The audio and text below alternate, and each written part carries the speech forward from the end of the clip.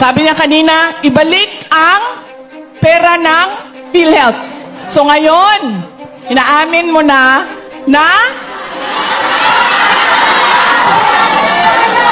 tas hindi lang yon. Hindi ko alam kung nabanggit ni Atty. Vic Rodriguez, kukunin daw nila sa savings. Paano ka nagkaroon ng savings na wala ka pang declaration ng savings? Eh wala ka nga, nagkulang ka nga eh, deficit ka nga eh, paano ka nagkaroon ng savings?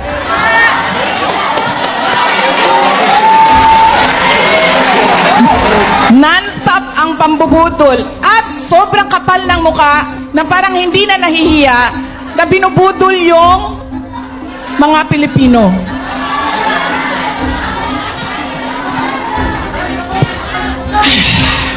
Ngayon, anong nangyari kay Zaldico? Nandun sa Amerika, kumakain ng American burger. Sabi ko nga, nagawa nila na sumali sa kidnapping sa Turkey ng mga batang Pilipino. Nagawa nila na kidnapin si dating Pangulong Rodrigo Duterte.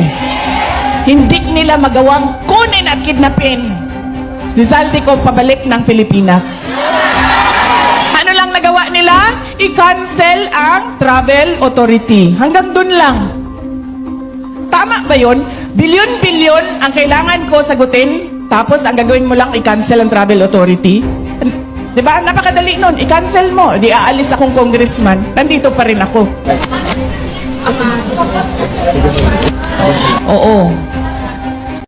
Thank you for watching mga idol. Please like, comment, follow, and share. Bye-bye.